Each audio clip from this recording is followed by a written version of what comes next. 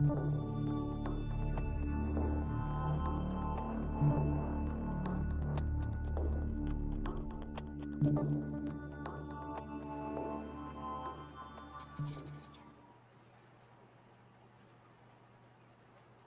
what happened to the intro video? Well, I don't know. I think I do. Anyway. Oh, well. Hey, welcome to the Geek Matrix DC Comics Review Show, episode number 194. I might have had that one wrong.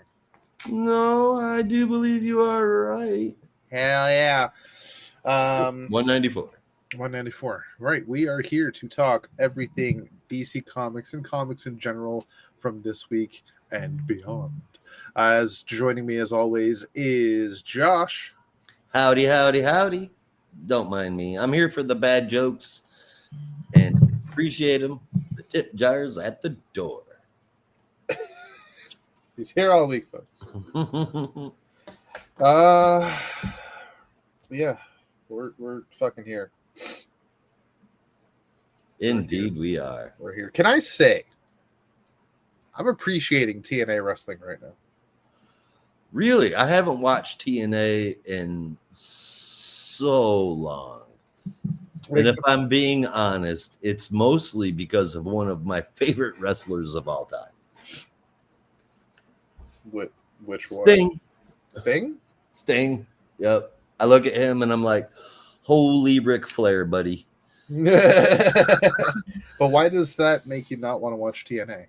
It's okay, this is gonna sound horrible, but it's the exact same reason why I don't want to watch AEW. Yeah. I am really super tired of seeing the same people that I watched wrestle when I was a kid get back into the ring. Would it be cool to see D-Generation X get back together and whoop the snot out of the Judgment Day? No. Yeah. all of them will get hurt. Yeah. All of them will get hurt.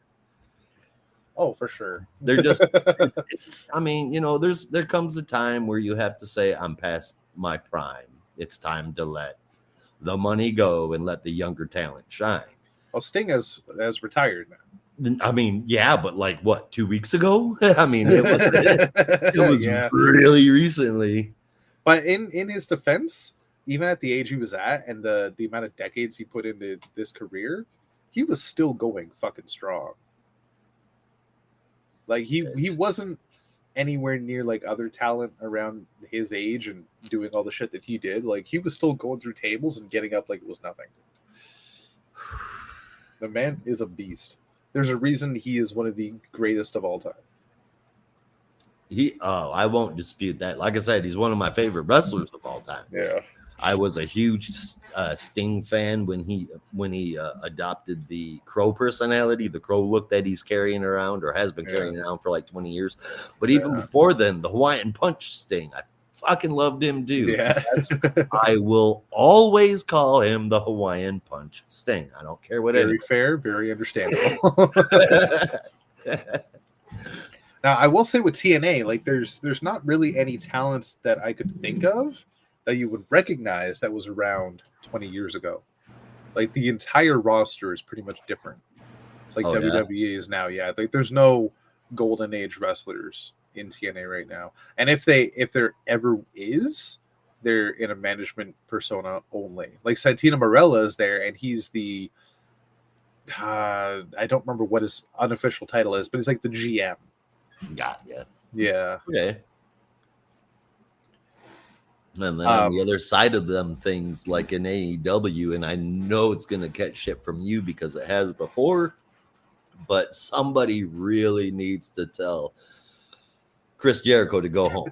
I knew you were going to say that, and honestly, looking at him recently, yeah, not a bad idea. That's what I'm saying. I mean, I get it. You're holding on for dear life to stay, relevant because you think you're helping the wrestling industry and everything, but really he's not. I feel like his mic skills have degraded a little bit, and obviously his performance has. Yeah. And he's He's definitely not taking care of himself. So that bums me out. But there, I mean, AEW kind of like did that for a while, pulling out all the people that WWE let go or couldn't get into WWE or should have retired from WWE or wrestling, I should say. Yeah. I get it. Okay. Chris Jericho, he still wants to wrestle. Edge and Christian still want to wrestle. Yeah. But it's fucking time to move on. I mean, for Edge, he's nearing that time. Like, this is his last stint, and he's said like he's only doing this for his eventual retirement. I imagined that. So as far as Edge goes, Adam Copeland. As far as he goes, I honestly had a very hard time believing that he wouldn't choose his retirement match to have Christian involved in some way. Oh, now the fact that he had a WWE retirement match and then went to AEW. That I don't really agree with. That wasn't a retirement match. I mean, it was a send-off for the WWE universe, but I would say 40% of the WWE universe watches AEW too, maybe 30, but still. I think recently it's gotten a lot less. And it's I don't think it's working as good as it should be for wrestling. Yeah. There's a whole lot of shakeups coming up. In WWE, by the way, have you heard any of the rumors for the draft? I have not. I've been trying to stay away from those.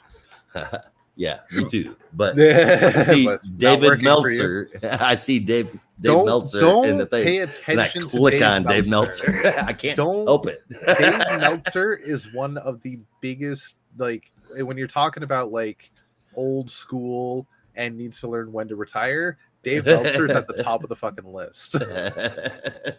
See, there's and Fightful. That's another one where I have such a hard time not tapping on the fucking headlines. But you know, Dave Meltzer obviously was the one that basically invented the star rating, the star rating system for wrestling matches, right? It was his thing, and that's been adopted in the community. But I actually had no clue. Oh yeah, no, that was he started it for wrestling. So did you know that when it comes to WWE, he's only ever rated something like 5 matches, somewhere between 3 and 5 matches, 5 stars or higher. Ever. That sounds like me with comic books. But AEW has had many 5-star, some 6-star, 7-star matches. New Japan has had multitudes of 7-star matches. From him. WWE has never had anything more than like a 6.5, and only ever happened 5 or more, like a handful of times. Sounds like since he started doing it. It sounds like somebody has a little bit of a problem with WWE. He claims he doesn't. I just think his rating system is bullshit. Perhaps that's what it is too. Yeah. But I mean, it's okay. Now I don't watch AEW regularly. I haven't watched TNA in fucking years.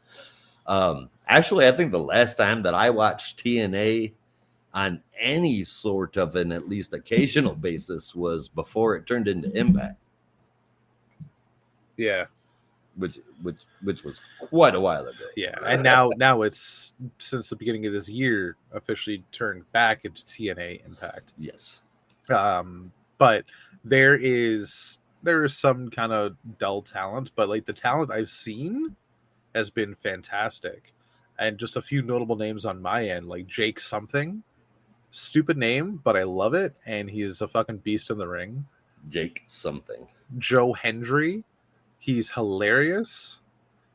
Scottish guy. And when he has a rivalry, he comes up with these music videos that he plays just basically burying his opponent. verbally. It's fan-fucking-tastic. So it sounds like somebody made a baby out of R-Truth, Rick Boogs, and Chris Jericho. Realistically, yeah. that sounds interesting. Yeah. That sounds interesting. I was just watching a video TNA post on YouTube of every Joe Hendry song so far. I got to one of when he had a rivalry with Matt Cardona during the time Matt Cardona was calling himself the Indie God or the Indie King. And the whole song was just, you're an Indie God. You call yourself the King. But really, to me, you're just Edge's bitch. And this just him. And it's just a picture of him from 20 years ago with the long hair. It's Edge's bitch number 1. Oh, my God. That's awesome. And he got Chelsea Green involved in it, too. It was fucking hilarious. He's a funny guy. Cool. If I'm being honest, I think part of the reason that I don't watch any of the other ones is because I already watch Raw, SmackDown, and NXT. Yeah. And that is a lot of TV time that my wife has to put up with.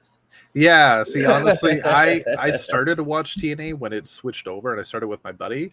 And then I tried to keep up, but between Raw and SmackDown and reading comics and other stuff and this and work and child, I'm just like, I haven't really watched a full episode of TNA since I started watching TNA. And my buddy's like, why? And I fucking want to because it's interesting, but it's too much. Yeah. I wish I could though. Like, I'm okay even just watching a match here or there. Like, I showed you the match from the quote unquote premiere episode of the new TNA. Yeah. Josh Alexander, Will Ospreay, which to me is one of the best wrestling matches I've ever seen. I mean, I don't know about, but there's a lot of things that go into saying something's the best wrestling match you've ever seen. But well, it's not the absolute best, but it's one of the best. It's up there. I will give you that was one hell of an entertaining match to watch, and Ospreay's constant pissing in the shoes of WWE is just, I mean, yeah, that's more recent. that's he wasn't like that before. Like, there was actually somewhat of a not really a bidding war, but more of like, which way is he going to go, WWE or AEW? And then he chose the latter. But AEW is, I don't think this is really Ospreay necessarily. I think this is more AEW just wanting to shit on WWE. I mean, it definitely could be that. They seem to be doing that a lot. Like, I still got to look into what it is exactly, but I think even they even had Edge saying something, not directly burying WWE, but basically saying there's a reason we're here. There's a reason I came here. There's a reason Chris Jericho's here, so on and so forth. Just like, come on, Edge. That's how I know it's just cheap shit.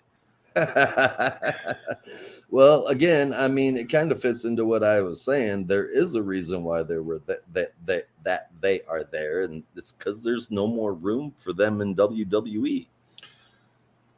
Yeah, I mean, with Chris Jericho, he's got a funny story actually about it. Like, he got offered this contract for the indie group. This is when AEW was just starting out, and he got a call about AEW, and he went to Vince and was like, what do you think? Should I go for it?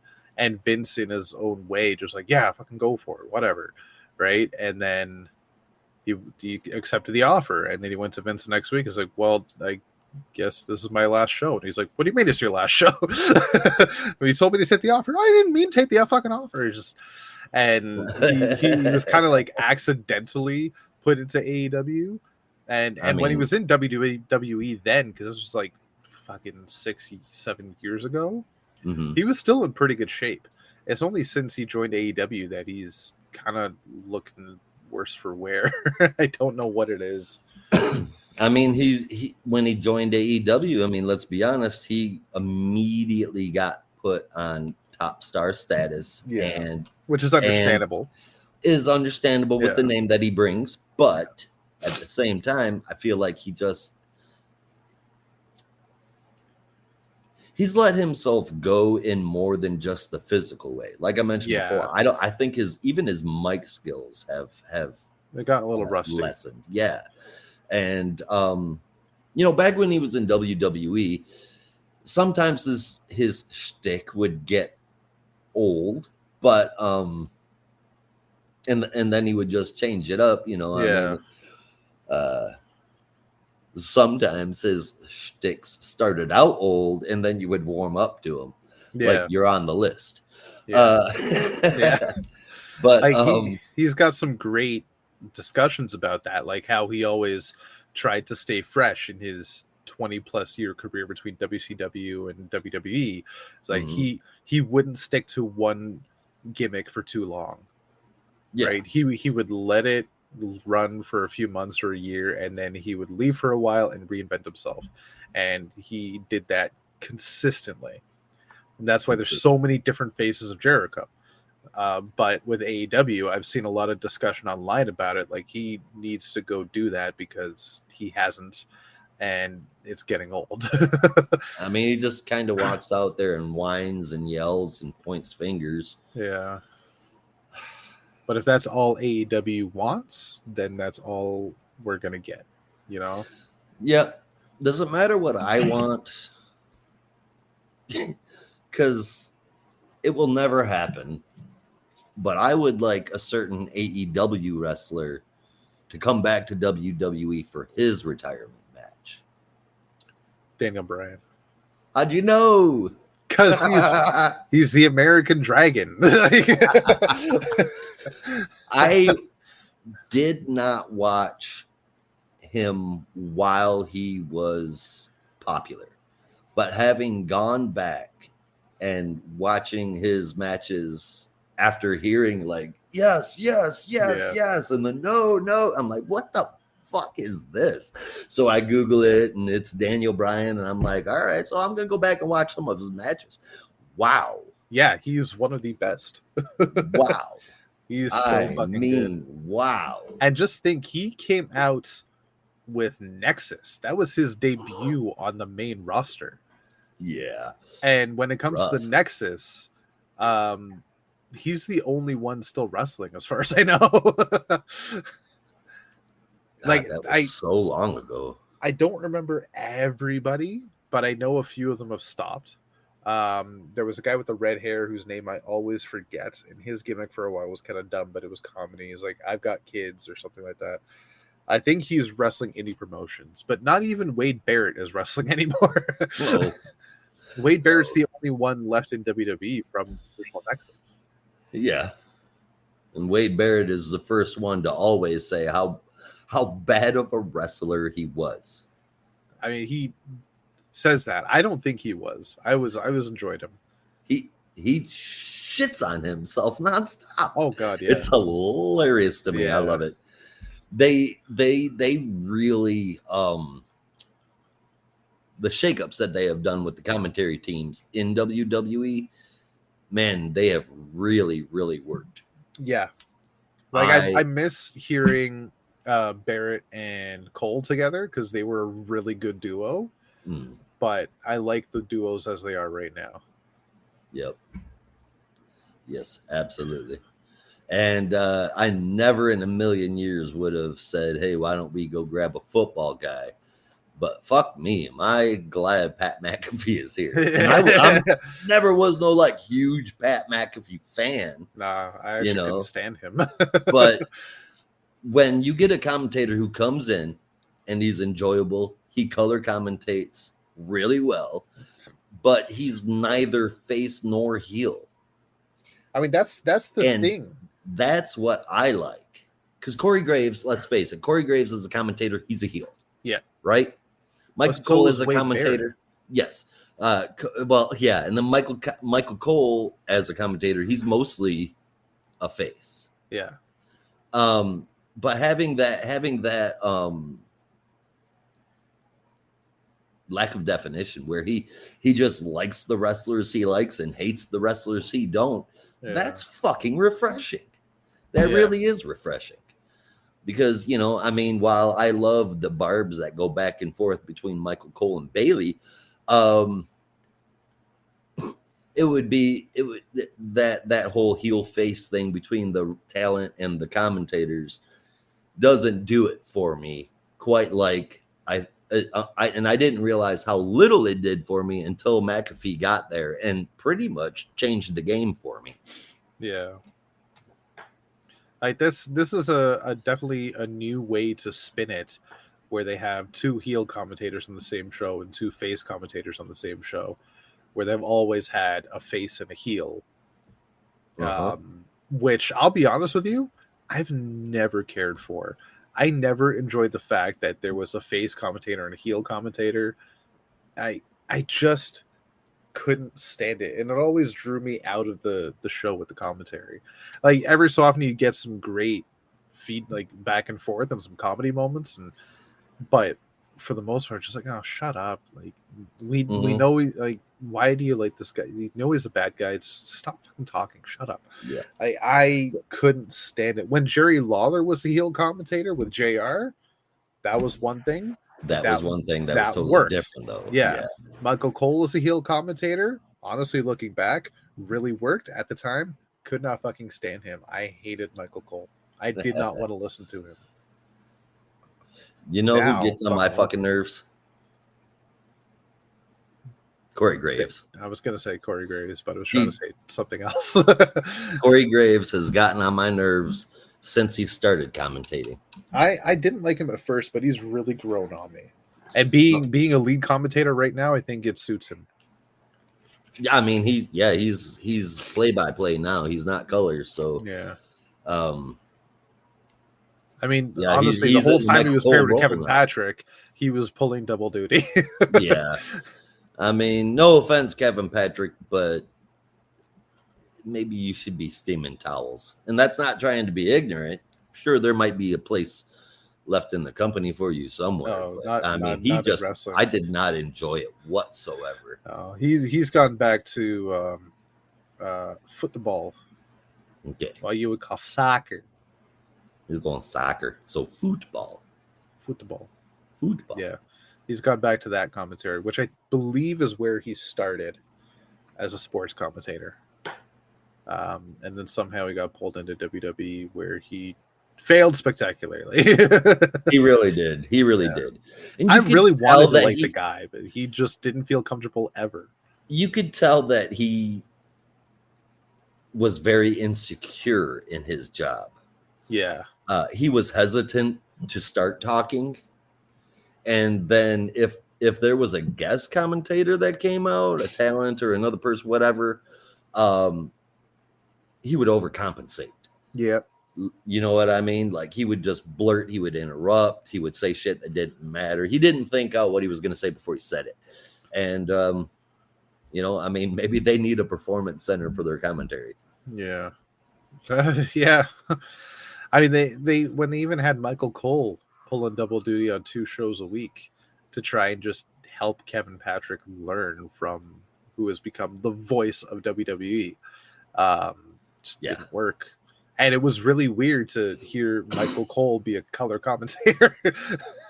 But it was kind of interesting at the same time. I wasn't against it. No, yeah, because it really was different. And it kind of reminded me of back when he first came on the scene. Yeah. And it was him, KP, and Corey Graves. And Cole and Corey Graves had a history together because they were commentary team together for quite a while. So for the longest time, when it was the 3 of them, it just felt like Cole and Corey are just talking like old buddies. Yeah. And Kevin Patrick's just stuck in the middle, like, do I interrupt? Like, I don't have anything to say. I don't have anything to say. Oh, what a spear! I don't have, yeah. That's what it is. That's what it is. It's a damn shame.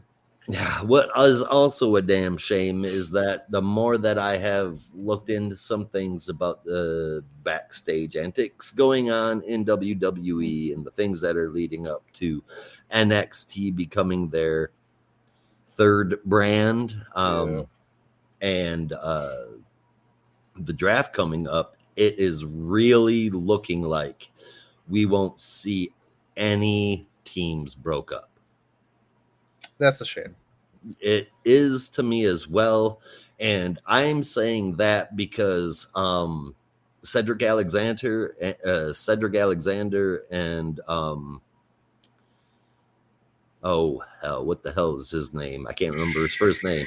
The Adonis is his tag team partner. Ashanti the Adonis. Yeah. Are they in NXT? They're getting sent to NXT in the draft. Oh, okay. That's the rumor. So I mean, if it makes if sense even they are getting on TV. Yeah. They were featured in like a picture back in February. Yeah. But if they're even sending like those people back to NXT as a tag team, then I don't think we're gonna see New Day or Judgment Day or any other day break up at all. We might see quite a few moving around, some pieces and stuff, but I don't think we're going to see any teams broke up. The thing about that is, though, I don't think they're currently a tag team. They technically are. I don't think I've ever seen them tag team together ever. Alexander. Oh yeah, they've tag teamed together. Adonis and Cedric Alexander. Almost positive. When? It was since I started watching a year ago. I feel like a year and a half. However, Cedric Alexander was with Shelton Benjamin, and Ashanti was with Top Dollar. And then Top Dollar and Shelton got let go, and then Adonis and Alexander, they kind of just cruised around a little bit, but I don't think I've seen them actually wrestle together yet. Oh, I could have swore that they were. Anyway, they're getting sent to NXT, and I know you were trying to avoid spoilers, but I'm only going to give you one more about sent to NXT, yeah, and I think you're going to like it. I think you're going to like. No, don't tell me. No. Don't tell you? I mean, don't tell me who I think you're going to tell me. And you mean Chelsea Green? Chelsea Green. No, she asked to be transferred last week. Or last Monday, she asked to be transferred on TV. Chelsea, no. But it's a SmackDown. Yeah, not to NXT. No. I'm sorry, I said that wrong. This past Raw, yeah. Cole said that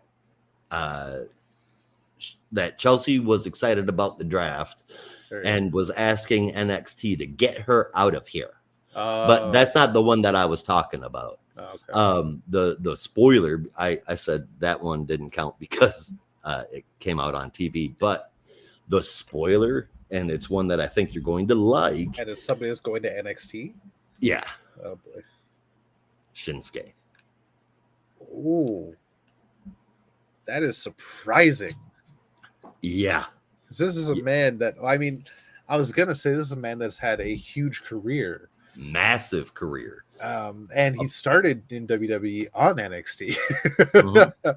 But they've been putting all sorts of huge talent down there.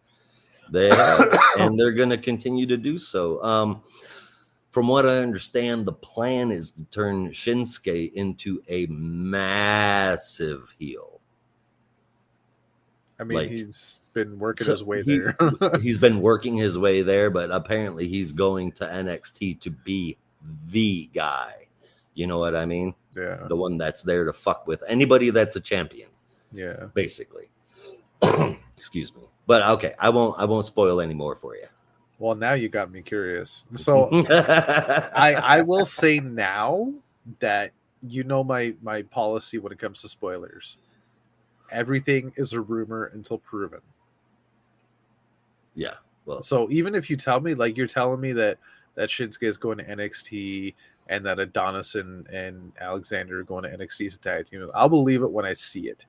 Like, it's one thing to hear it as a rumor, but I will not, and this is just me on principle when it comes to spending so many years looking up MCU rumors and spoilers. I needed to do it for my own sanity. Be like, okay, well, like a lot of this shit isn't real. So at this point, everything isn't real until it's proven. So That's fair enough. You can tell me whatever the hell you want at this point. Cody's going to SmackDown. I would assume so. Yeah. I would assume so, given that he's got the Universal. Yeah.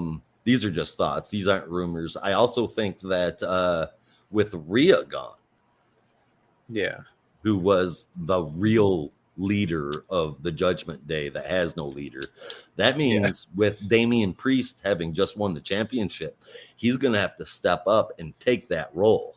He's already started.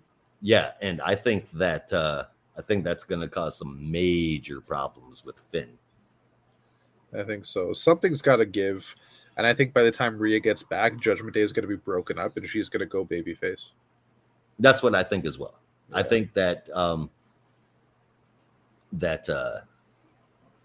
she's going to be gone for almost 9 to 12 months. Jesus, that long? Yeah. It'll be like really 6 to 10 weeks for her to be able to start moving her shoulder, and then another 3 to 4 to get back into ring shape. To be able to get her mobility back and all of that. But so yeah, I think you're right, and I think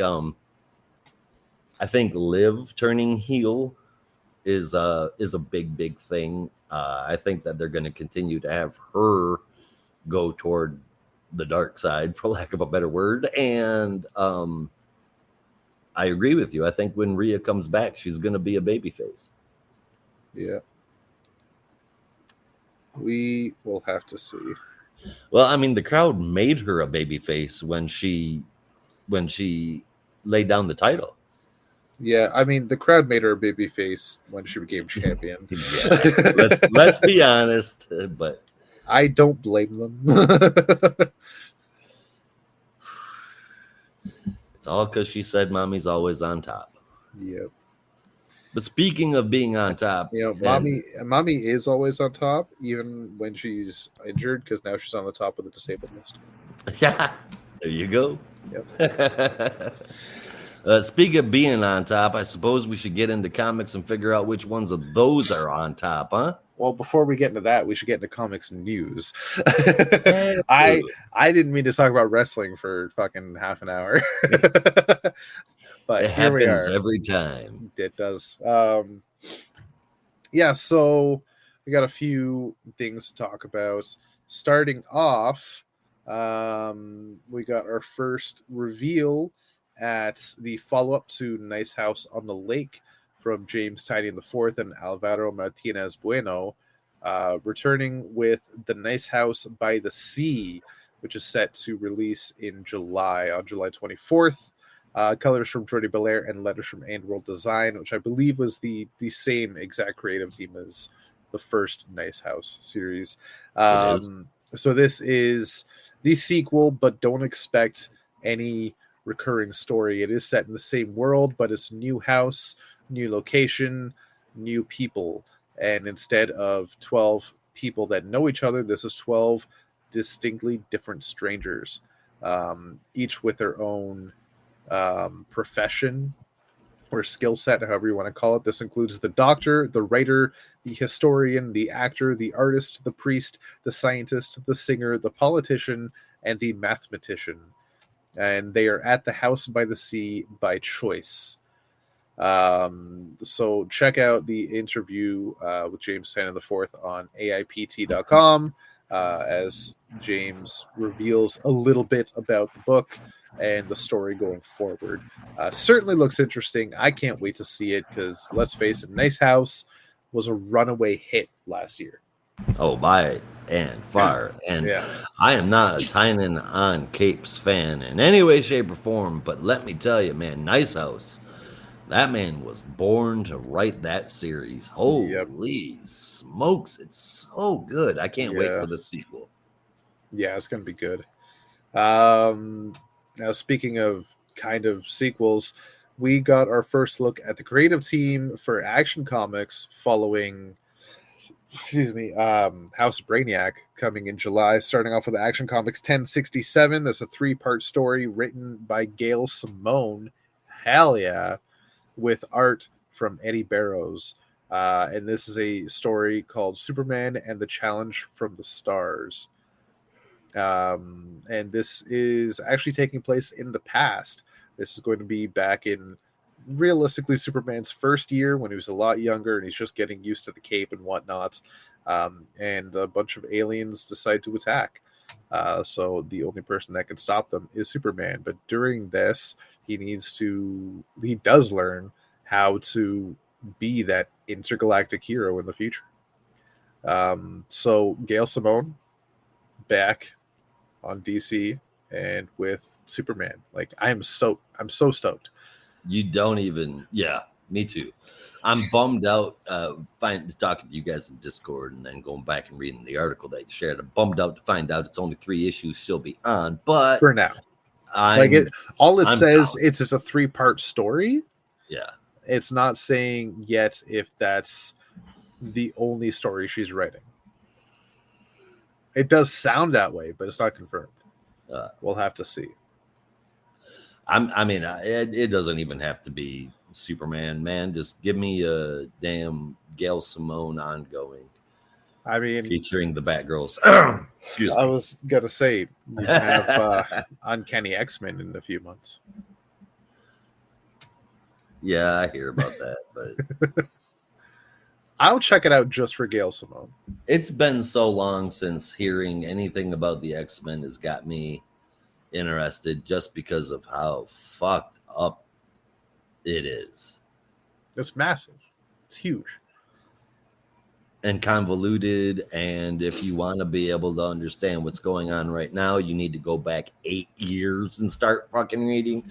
Well, they are promising that this new era with all new creative teams and new books, you don't have to do that. It's starting fresh. You don't need to know all the history.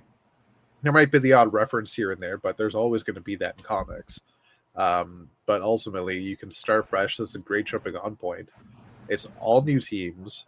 They're going back to old costumes. The Krakoan era is done, and it's from the ashes, they say, is a new slew of books. What's annoying me, though, is that it started out as 3 and very quickly jumped to 7. Surprise, surprise. Not surprising at all. No. But the others are mostly like single character books, so they're not necessary, I'd say, as an overall to read.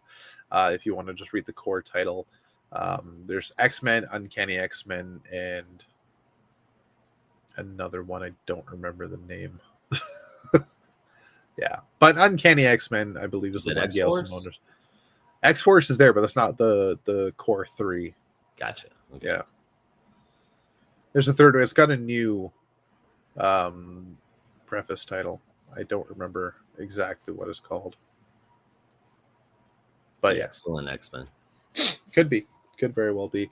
Well, speaking of Marvel, they have also announced what seems to be an out of continuity story taking place somewhat in the future, and this reunites the creative team of Jonathan Hickman and Esad Ribic. Nice. Ribic. I don't know how to pronounce the name. I apologize. It's called Aliens versus Avengers, and it's exactly what it sounds like. Earth's mightiest heroes are fighting the xenomorphs. As long as this doesn't turn into some kind of space version of like AVA. I mean, that's funny you say that because the cover says AVA right on it. Are you kidding me? Yeah. Oh, no. I don't know that it's going to take place in space, but it is an older version of the Avengers, older, grittier, with some other heroes, and they'll be fighting xenomorphs. Oh, no, it says xenomorphs will reach Earth. Okay. So it'll be Earthbound. And it's a 4-issue series. I don't think I see a month, but it should be coming this year. So that's to look forward to. There's your intercompany synergy. Yeah. I feel like there was one more, but I don't remember what it is. I'm trying to find it. No, I can't find it. Maybe there wasn't. There was a rumor mill about potential Absolute Comics, but I don't feel good about that one. It just seems like I don't believe that thing yet from Johnston. That last write up about Absolute Comics. So we'll have to see. But basically, listeners, if you're confused, Ryan Johnson over at Bleeding Cool has said that he's heard more things through the grapevine, and that the supposed DC's answer to Ultimate Marvel Comics will be titled Absolute Comics, Absolute DC. And the description he gave is very, very confusing. So I don't even know how to describe it, so I won't get into it, but check it out if you want to know what he's talking about. I don't recommend it because I don't think it's real. I'm going to be honest with you. I don't think that part's true. I believe that DC might be planning something like this, but what he's just heard, I don't think is real. I think he's being given false information. We will have to see. It's yet to be officially announced, so it could all be bullshit. Could all be bullshit. You know? And that's all the news that's fit to print. All right.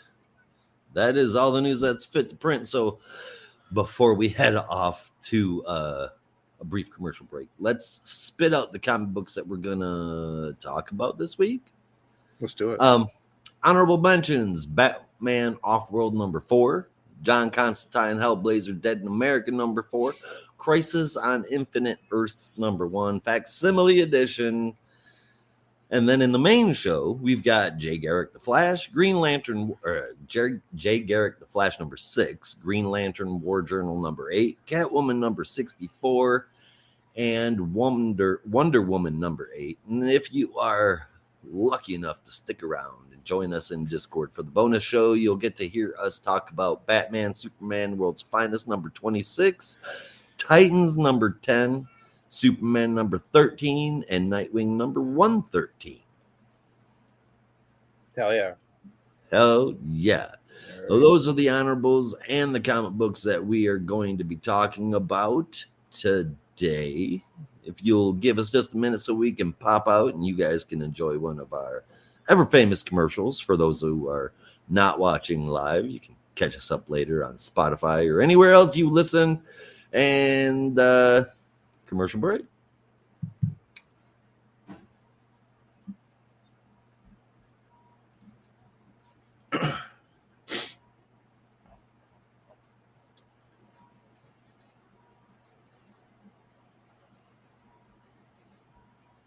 Oh, dear God.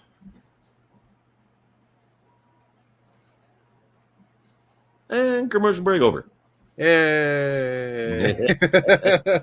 Welcome back. So we are going to jump into our books for the week, since we've already been here for 45 minutes. let's figure we'll actually talk about some comics. So we're going to start off with Jay Garrick the Flash #6, the last issue of this mini run. I'm sad to see it go, but Josh, please fill us in.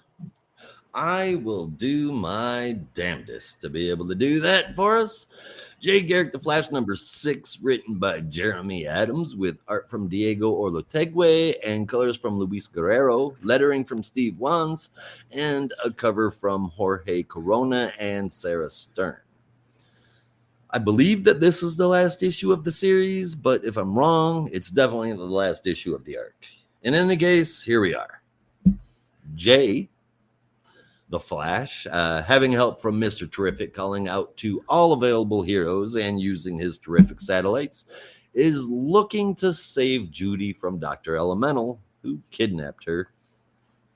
Meanwhile, Judy herself is spending all of her time, while strapped to a table, simply talking mad smack to the evil doctor.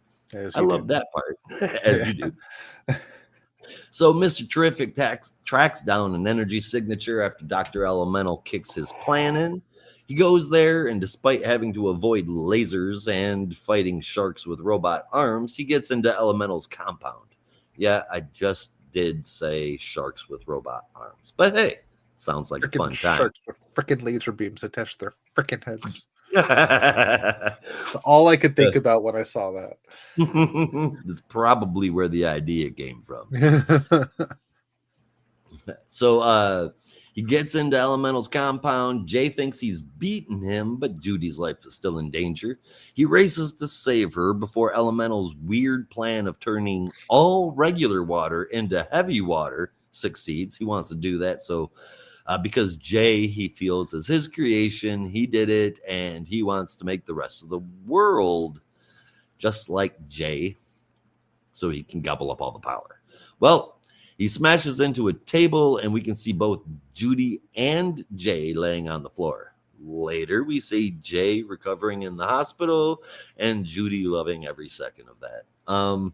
That's pretty much the book. The art and colors in here are fucking smashing. It's so perfect for this book. And Adams just write damn good stories. I think the wrap up, even though the conclusion was a tiny bit fast, it was done really well. And at the end of the day, like the end of the issue, who doesn't like a picture of the whole Flash family together? Exactly. It was an excellent way to end things, for sure. I gave Jay Garrick the Flash number 6 and 8.5 out of 10. It was really enjoyable. It was really enjoyable, but it also felt like it went by really quickly. And that's not a pun, though. No. I do appreciate the pun regardless. Agreed. It's weird because it read rather quickly, and it got to the end, and I'm like, well, shit, they beat him, and okay, the issue's done. Is that it? that was fast. But then I thought about everything I just read. I'm like, well, actually, that wasn't as fast as I thought. Like maybe there just wasn't as much of dialogue as previous issues, and that's why it felt fast. But there was enough substance in this issue that it wasn't like a rushed ending. And at the same time, like, where else could they fucking go? So we did get more teases for the future because Dr. Elemental got away and was met by some shadowy figure who has a plan. Of course. And Jay got his daughter back, and everybody lives happily ever after for now. So solid issue, solid run, solid story. Jeremy Adams knocked this one out of the park for sure. Which he tends to do. The dude writes right out of my brain. Yeah, it's not like this is the kind of story I would write. This is the story I didn't know I wanted. Yeah, and I'm glad it's here. Exactly. Yeah, so between that, the art was really good, and I just love seeing Jay just be the lead in a book again. It was fantastic. Sure. This is getting 8.75 out of 10. Well, right on. Way to go, Jay. Way to go, Jay. And I am going to do something I have never been able to do. Oh, yeah? I'm going to read the next book physically, live on screen. Because I got this book on the Brandon schedule, and it got shipped to me about a week early. You gotta love some of them pre-orders, man. Yeah. Green Lantern War Journal number 8. So if you hear some page turning, I apologize. I'm loving this because I sat down to read this the night I got it. I'm like, I don't remember the last time I did this. This feels really good. I'm reading a comic fresh, brand new, physically. I don't remember the last time I did this. Not a brand new one, anyway. Exactly. So this is Green Lantern War Journal number 8, written by Philip Kennedy Johnson with art from Montos, colors from Adriana Lucas, and letters from Dave Sharp, with the cover from Montos. And a gorgeous cover it is. I'm really happy with the one I got. So we open in Baltimore. Yeah. Your cover don't look like that cover though, does it? Yours? Oh, no, it does. Very. Okay. Yeah, I got the basic cover for this one. The place I pre-ordered, they didn't have any variant covers left. So Oh, bummer. I know. So over in Baltimore, we see Shepard has arrived outside of Gardner's last known address. Guy Gardner's last known address. Supposedly his apartment. So he rings the doorbell, which is kind of weird for an apartment, but Very weird for an apartment. Very weird for an apartment.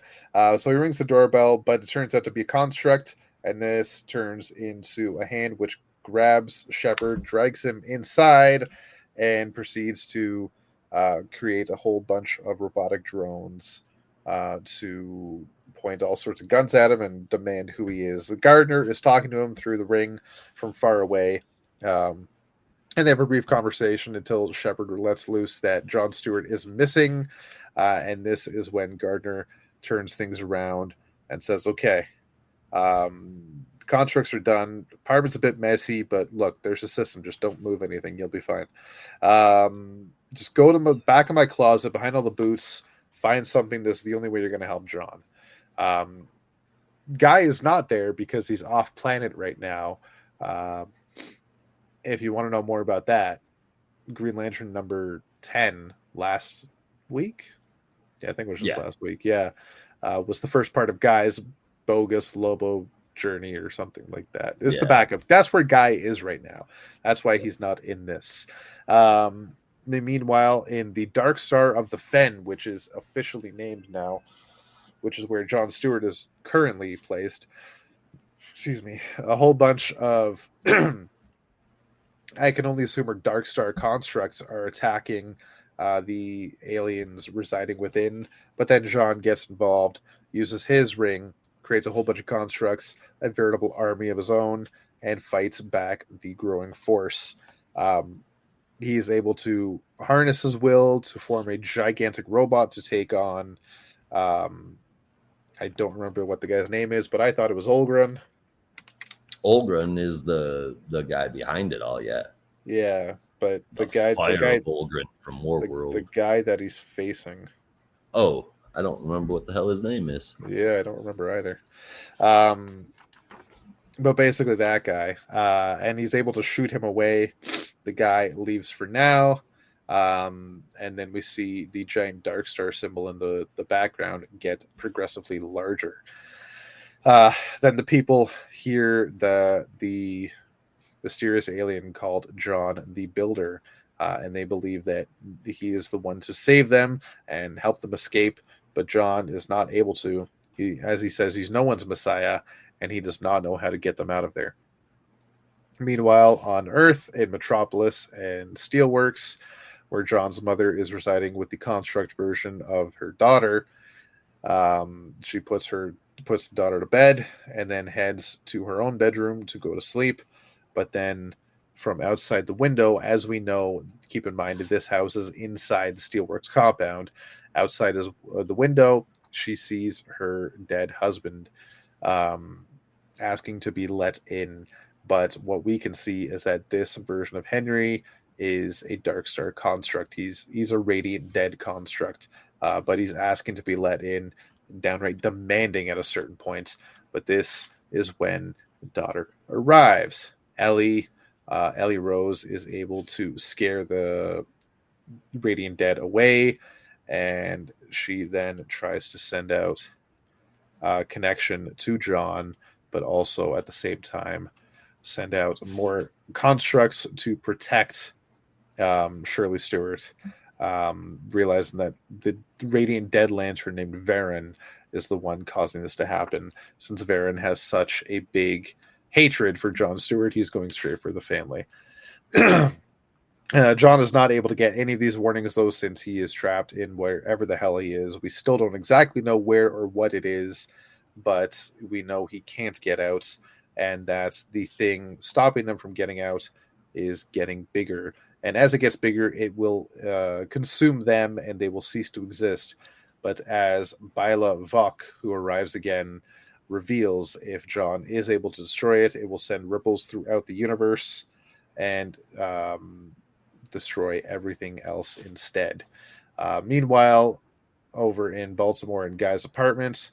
Shepard does exactly what Guy asks, moves a couple things to the back of the closet, including just disgusting clothes, and finds what seems to be, according to Guy, the Book of Oa.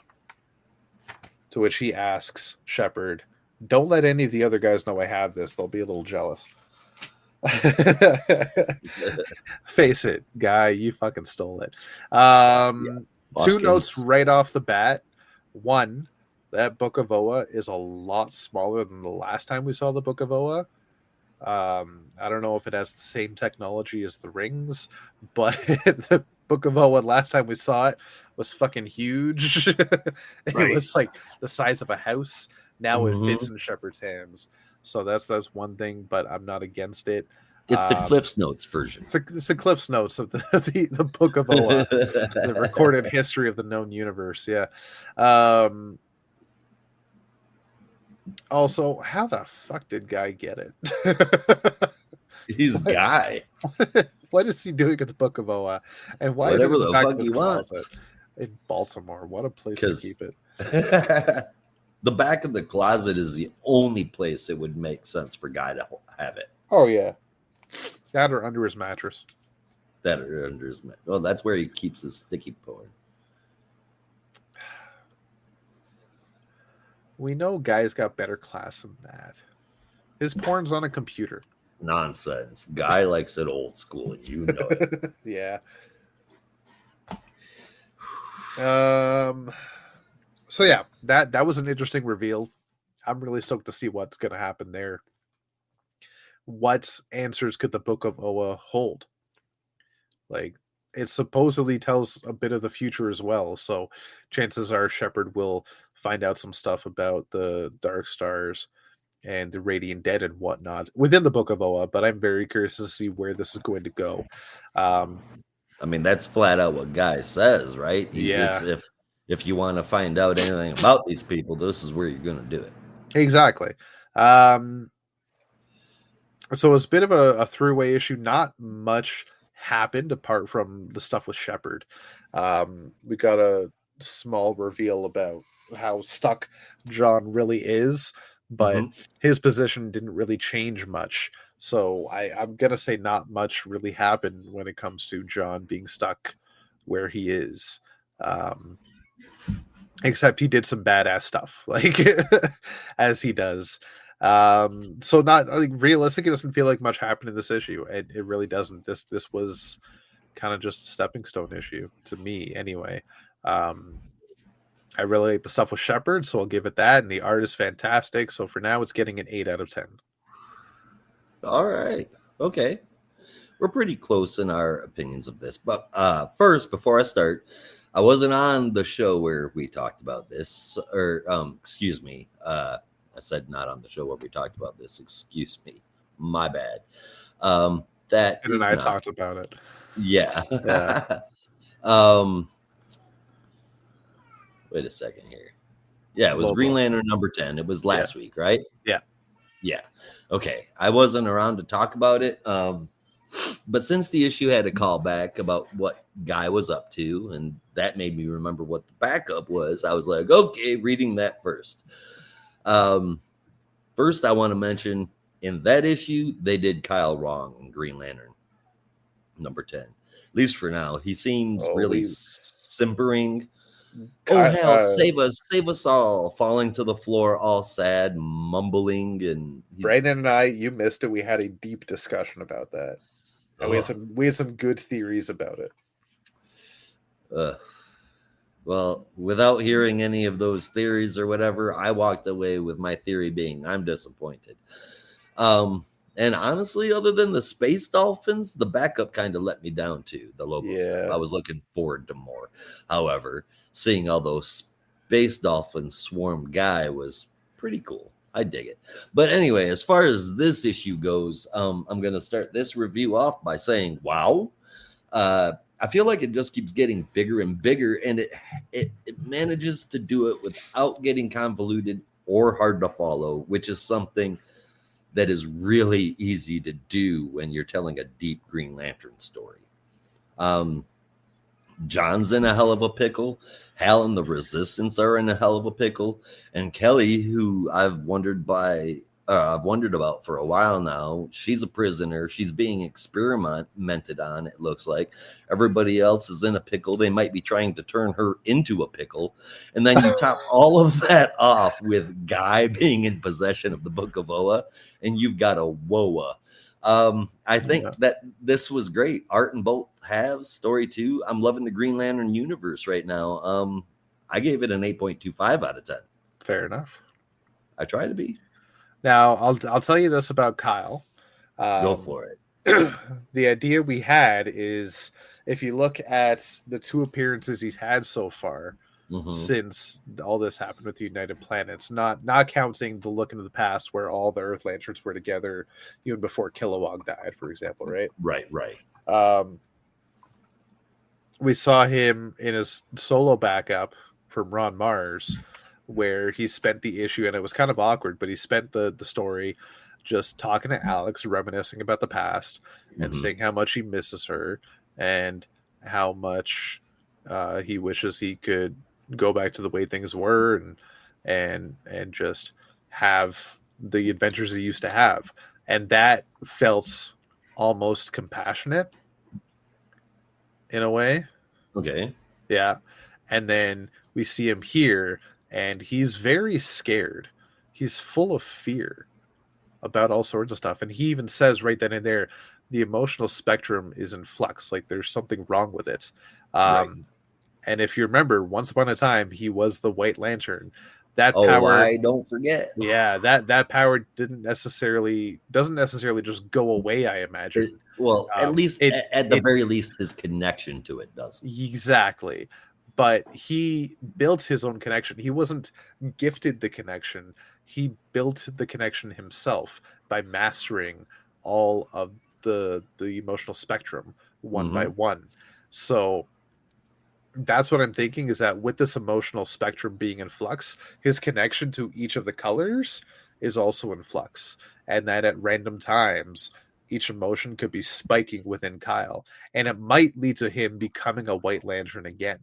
Man. We will have to see. What was it? 2 months ago where I said that was a possibility? I really fucking hope so. If you think, like, he's already shown compassion, if not also love, and now fear.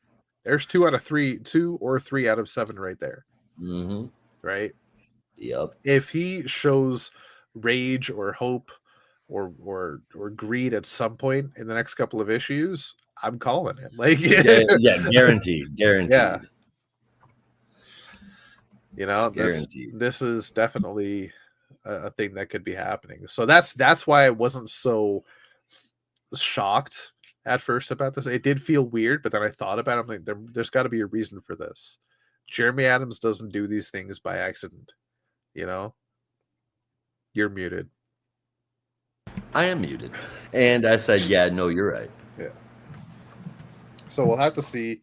A couple more weeks will be issue 11. Hopefully, we'll get more info. Fingers crossed. Yeah.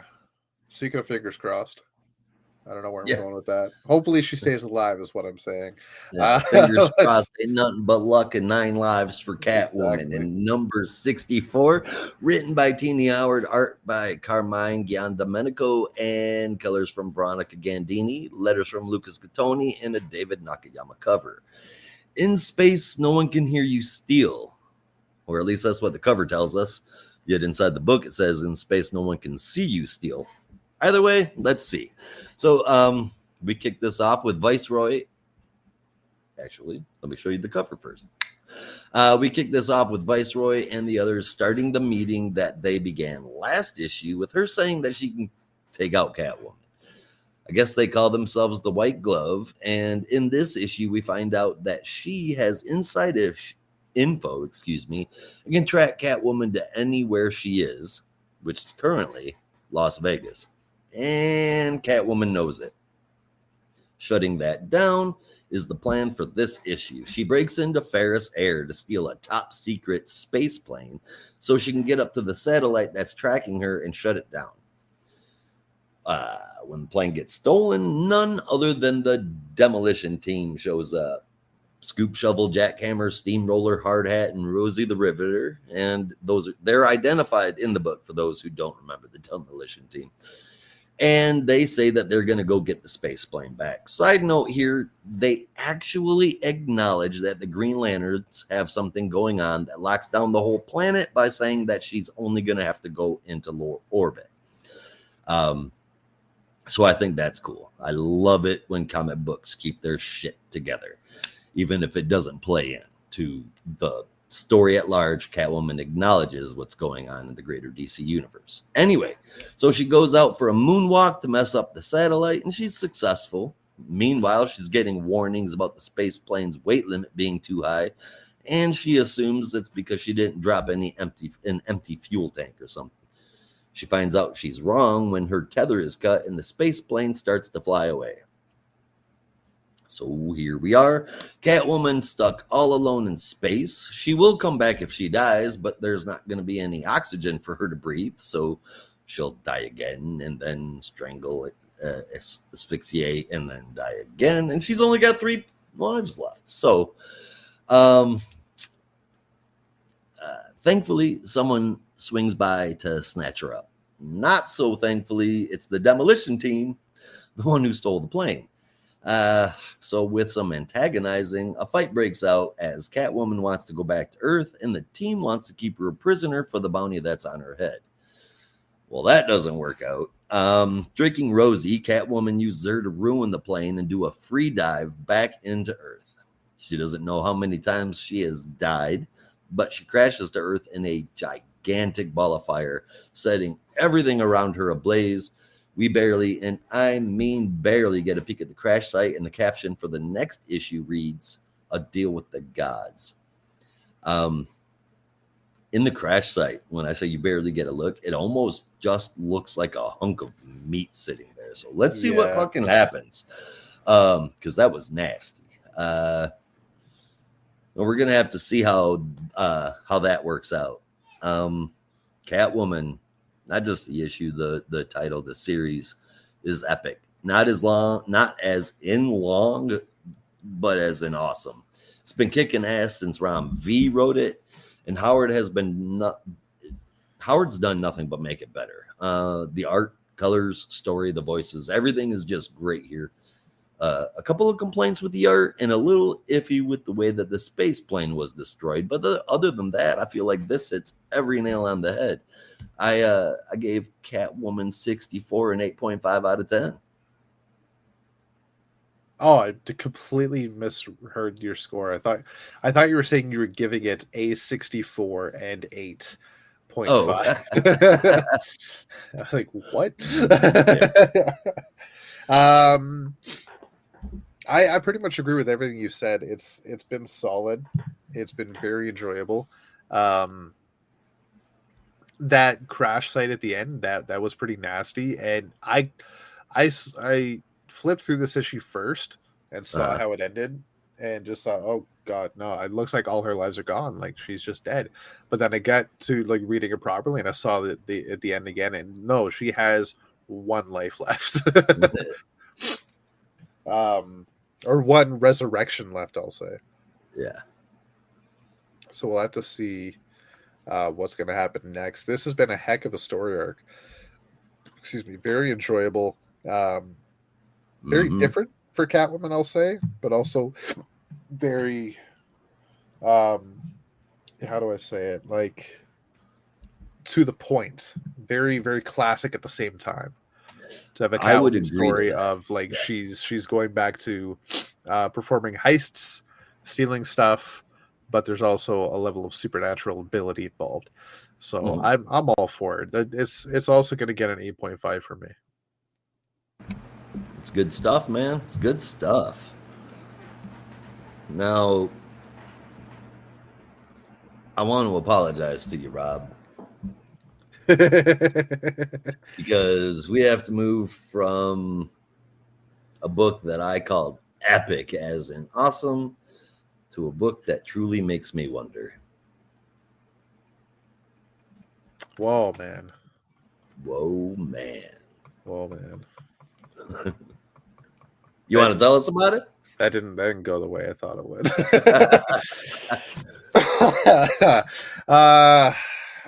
I guess if you insist, it's Wonder Woman number 8. This is written by Tom King with art from Daniel Sampere, colors from Tobin Mori, and letters from Clayton Cowles. I will tell you right away, the art really fucking good. Like really fucking good. There's it's Daniel Sampere, man. yeah. But who did you say wrote it? Tom King. Oh, that's nasty. Wow. I haven't heard Cleveland in a long fucking time. But no, the art is hella good. There's two types of art style here, and both are fantastic. I want to say that right away, so that saves me time at the end to talk about everything else. So bear with me because I'm a little confused about this too. We open up on a 1950s analog style of Diana and Steve as a married couple. Very classic. Diana's the housewife, cooks, cleans, stays in shape and whatnot, while Steve, the husband, smoking a cigar, working, reading the newspaper, blah blah blah. But he's being a total dick about it. He's one of those old, like, 50s style dickheads that you just want to punch in the throat because he's a dickhead. Yeah, for sure. Yeah. Fucking dick, eh?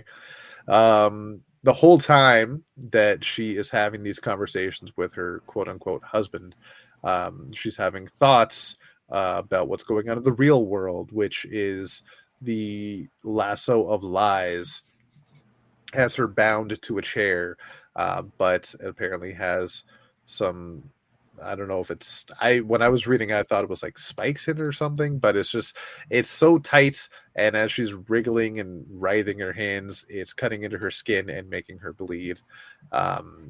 She's not tied to a chair, sorry, she's tied to a pole, a steel beam, being interrogated and told stories by the sovereign, and this man is just giving exposition the entire fucking issue, between Bible verses and tales of his childhood, which details why he is the way he is, and the family he came from, how his mother was horrible and a drunkard, and his father regularly shamed them and beat the children. He just took that to his adulthood, where he's now an old man and the quote-unquote king of America, supposedly. We do get a brief reprieve from this back and forth of hell, where we see the Wonder Girls, I will call them, interrogating Sergeant Steele by tying him to a tree, putting an apple on his head, as Cassie is blindfolded to the point that she swears she cannot see anything, and says, look, I know I can hit this apple with a bow and arrow blindfolded. Just let me do it. It is maybe the most entertaining part of the entire issue. I don't know how you felt about it, Josh, but I really liked it. Especially with Yara's just backhanded commentary over the entire fucking thing. That was funny. She's just not impressed by anything. Yeah, almost takes one of his nuts off. Mm-hmm. Fantastic. But then we go back and forth to the 50s analog, and Steve's getting worse and worse to the point that Diana can't take it anymore, and then her mother appears within this dream world, and because she knows it's all bullshit. Yeah. And then reminds her daughter that while she was growing, she didn't listen to anybody. She was her own person, and she didn't let anybody keep her down. But then also her mother, knowing she's held down by the rope of lies, the lasso of lies, reminds her mother that this rope that I'm bound by, like the lasso of truth, it cannot be broken. It's unbreakable, as you told me. But as Hippolyta says, yes, I did tell you the rope cannot be broken, but when did you ever believe me? And this is when Diana snaps out of the dream world, breaks the lasso, and goes straight for the Sovereign, to which she is then met by all sorts of armed guards who then proceed to shock her, but she is just not having any of it, and just basically just shocks it off, shrugs it off, and is still holding the Sovereign hostage. That's to be continued. Next issue, hopefully, we'll get to see some fucking action. In the backup, we see John and Damien now at the Fortress of Solitude, still babysitting Lizzie, as Lizzie has some history homework to take care of, just paper she has to write. John has just come back to find that Lizzie is not there, and the time sphere is also missing. Damien, the whole time playing a game on his phone, just lets John know that, yeah, she needed to write a paper on Samurai, so she took the time sphere and go back in time and meet Samurai and get the real story. The whole time John is screaming at Damien that is going to mess everything up, and we see them change form throughout as history is getting rewritten and time is changing. But then Lizzie comes back after all her adventures and everything goes back to normal somehow, some way. Yeah, that was the thing. Did you see what I saw? Like when I told you, tell me that's not Kenshin. Oh God, yes, I saw exactly what you meant. Yeah, this World's Finest Part 5 was written by Tom King with art from Belen Ortega, colors from Alejandro Sanchez, and letters from Clayton Cowles. And the samurai that Lizzie goes back in time and meets looks an awful lot, not 100% in facial features. There's a beard for sure, and the X scars in the wrong spots, but looks an awful lot like Kenshin from Rurouni Kenshin, aka Samurai X, if you only watched a Reddit in the USA. Or one of my all-time favorite mangas. I believe that ours too, me and Holly. But I believe the full name of the original manga is Rurouni Kenshin Sword Romantic Story, or something along those likely lines. There's usually a subtitle as well. In fact, like when I first saw it, I couldn't even get into the story because I would just, every time I see a sword, I'm like, is that the Bato-san? Is it reversed? Is that blade on the wrong side? And I'm like going back and forth between an image of Kenshin and this guy. I'm like, okay, but the sheath is going the wrong way. It doesn't look like the Bato-san, but it could be. Like, what is he doing? All right, so you asked me if the backup, if the samurai was Rurouni Kenshin. I don't think so. At least I hope it wasn't supposed to be. Dude's got facial hair, like you said, but like, which I mean is. Okay, I don't think it was ever supposed to exactly specifically be Kenshin, but the design. See, he's holding his sword iconic. Backwards.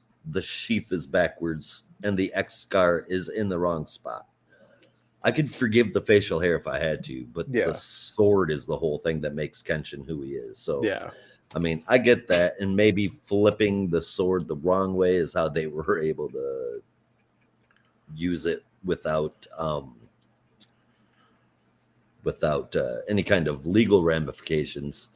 But dude is dressed exactly like Kenshin, same exact clothes, same colors. There's the ponytail.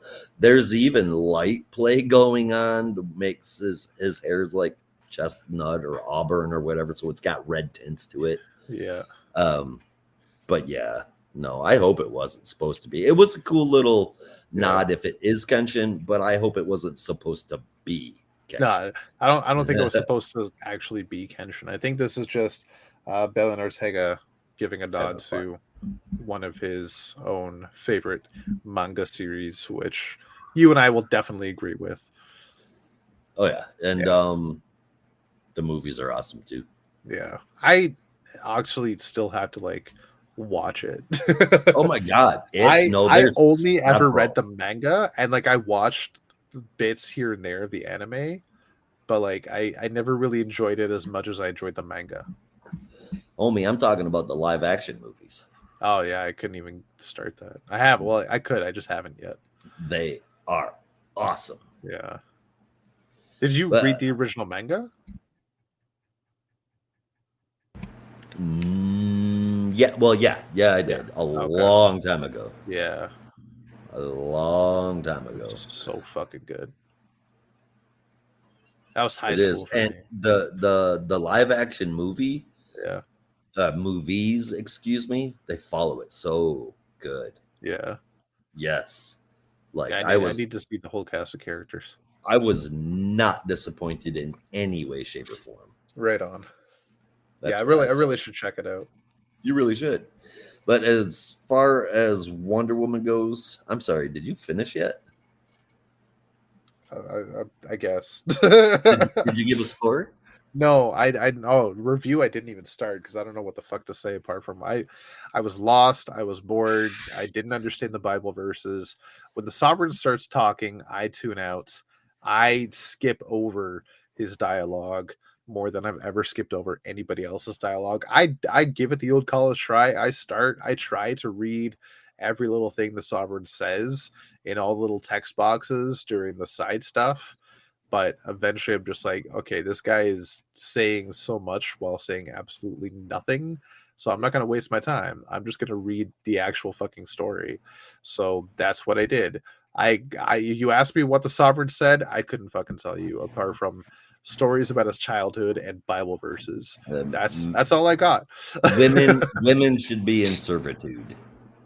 Yeah. That was basically it. Yeah. Whatever. Right. Dickhead. Yeah, for the art alone, I'll give it a 6. All right. Interesting. Yeah. Interesting. All right. So, like Rob said, the first part is Bible verse. Fuck you and your Bible verses. Wonder Woman wins. I didn't find it engaging at all. It's the way King writes and some of the decisions that he makes in his stories. A number of decisions that he makes in his stories. It feels more like studying for a test in high school in the one class that you hate the most. It's just a chore to get through. And if there's any comic readers out there that would be good with some good old-fashioned shitting on the church, it is me. But the whole message of this entire run has been done before, and it's been done so much better. And then we go to the backup, John and Damian changing into a whole bunch of characters because Trinity is in the past. It's weird. Trinity messing with history would not change who they are entirely. You see them turn into robots. You see them turn into Lex Luthor. It's stupid. And side note here, Nathan, John saying, honey, I'm home to Damian doesn't make them dating. I've said that plenty of times, showing up to work or coming back from lunch. To coworkers, and that doesn't make me dating Alec. So, it's just something people says. Regardless, though, this whole Trinity thing still stinks. The last thing that the Wonder family needed was another Wonder Girl, and if Diana is still Wonder Woman, like Trinity keeps saying, then Yara and Cassie are still Wonder Girl. So there's 3 of them fucking now, but whatever. Hey. I may have said it's the Wonder Girls, but Yara is not a Wonder Girl. She said she's Wonder Woman. She calls herself Wonder Woman. But her like official title is Wonder Girl, and everybody else calls her Wonder Girl. Fuck your official title. She's Wonder Woman. Well, then Diana needs to move on. You're an official title. Oh, I wish. Actually, no, I don't. I would hate to hear somebody go, man, you're a Josh. That would suck. Yeah, so ultimately, whatever. Semper and Ortega's art is the shining star in this issue. And considering that, just because Semper's art is flawless in everything he does, and Ortega's is beautiful. Yeah. And because of those, I also gave it a 6 out of 10, which is why I said it was interesting, because Rob and I, we don't usually give it the exact same grade when we hate stuff. We really don't. Daniel Semper and Ortega are some of my favorite DC artists right now, so they really did help out a whole lot.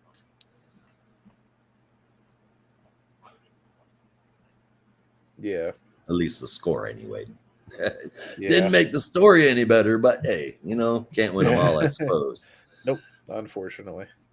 Unfortunately, indeed. So, that being said, I didn't even mention the backup in my review. Damian felt way out of character here. I didn't like it. I didn't like it either. Yeah. I didn't like any of it. I honestly don't mind Lizzie, Trinity. There's a better Trinity. There was a Trinity before he invented Trinity. And that's fine. I like the aspect of it as with the Trinity of Superman, Batman, and Wonder Woman, you have Superman and Batman's kids. And then there's Wonder Woman's kid too. And it just makes sense. They're found family, and I love that aspect. It's not a found family, it's a forced family. And Wonder Woman did not need Wonder Woman is a princess warrior, chief representative of Themyscira and all Amazons. She's a world-class, universe-class superhero. And what's the one thing Tom King decides she needs in a series where it's all about women having to bow down and kowtow to men? A baby. Jesus fucking Christ. Take her boots off. Put her barefoot in the kitchen. I don't see a reason for Trinity. And other than maybe, goofy ass alternate universe stuff, I don't. It could very well be alternate universe. And that's the only place that shit belongs. Me personally, Wonder Woman shouldn't ever have kids. She's not about that. That's not what the character even comes close to saying to me. Accidents happen. That's all I can say. I'm Themyscira. You want a fucking kid? You got to sculpt it out of clay, bone a god, and make lightning things? That's not an accident. We don't know who the father is. It's like you didn't slip and fall and land on a pile of clay. Holy shit. Yeah, I know. But what I like about Trinity, end of the day, is the connection with John and Damian. That they are like the found family, the three of them. That their parents were very close friends, growing together as superheroes in Justice League, and became ultimately a trio of best friends. And then these three, through whether you want to call it nepotism or just fate, being the children of those fabled heroes, obviously you have grown up together and now see each other as siblings. John and Damian realistically did. Even though John got aged up, they did technically grow up together. Yeah, no, I'm not disputing that. Yeah. Trinity was invented and introduced as a teenager and didn't appear anywhere. So they can't have grown up together. And if we say that Trinity came a long way, horseshit. They're babies. Then they did. Then they did. What's happening in the story? Okay, but at the same time, that's fine because that is what's happening in the story. They're babysitting, but at the same time, you can't say they grew up together if she's a little kid and they're watching over her. It's forced. Are they not still growing up? No, in this time, if so if we got a fucking kid from Wonder Woman that's 16 years old, give or take, it's at the bare minimum 16 years old from this point, which puts Damian and John somewhere in their 30s and 40s. Yeah. Okay, so that's way not growing up with them. I'm in my 30s currently, and I still feel like I'm growing up. I'm gonna be honest with you. Right. You can't tell me there's a small part of you that doesn't feel like there's still some growing up to do. I mean, everybody's got growing up to do, but exactly that's individual. That's not saying that, I'm not growing up with my sons. My point is I'm not growing up with my kids. The three of them are like found siblings. They have a sibling connection. The three of them. definitely John and Damien, but with Trinity is like the little sister they never had. A very little sister. Sure. Yeah. I hope after this run is done, she never shows up again. Oh, she will. She'll have her own miniseries. Don't you worry. I fucking hope not. Written by Gail Simone. I'd be seriously so sad. I'm like, you brought her back to DC to write a series, and that's what you put her on.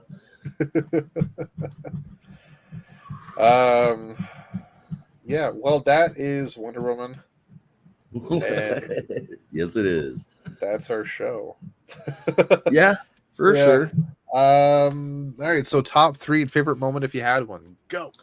All right, my top 3 is War Journal. Right. Second place goes to Jay Garrick, the Flash, and first place goes to Catwoman. And then for my favorite moment, my man, I'm gonna take the cheap one out. It's gonna be the end of the Flash where we get those 2 pages showing all the Flash family members together. I thought that was great. My second favorite moment was, and this is bad, but seeing a ball of fire with a chunk of meat in it made me really curious about what the fuck is happening in Catwoman next issue. Yeah. For me, it'll be Catwoman number 3, then Green Lantern, then Jay Garrick. Or my favorite moments will be End of Green Lantern, where Shepard pulls out the Book of Oa of all fucking things. Did not see that coming in a million years. But if I'm picking a second favorite moment, it's the Wonder Girl trio messing with Sergeant Steele. Was the only good part of that fucking issue, let's face it. Yeah, it really, really, really was. Yeah. That whole, I'll tell you the one thing that pissed me off more than anything in that entire book was the change, the messing with history. Kept changing them into different people. Now, if it changed how they looked or whatever, or changed where they were at, what? Okay, but messing with history is not going to turn John into Garth or a cyborg or Lex Luthor. No, it's just not, and that was just done. It pissed me off. I'm like, that's not even trying. Anyway, all right. It felt very Looney Tunes. Yes, like I was watching a fucking cartoon. Exactly. Perfect. Yeah. All right. Well, that's our show. Thank you for joining us. I hope you had fun. I know we did for the most part. For the most part. For the most part. All right, Josh, you want to send us off? We can, or I can. Anyway, thanks for watching, everybody. We're going to be back next week, just like always, somewhere near 5, covering all of DC's weekly releases, same geek time-ish, same geek channel. Ish. So that is the show. We're getting out of here, so you have to as well. Be careful out there. And remember, in the Geek Matrix, everybody has a home. In the Geek Matrix, you are not alone. Peace. Peace.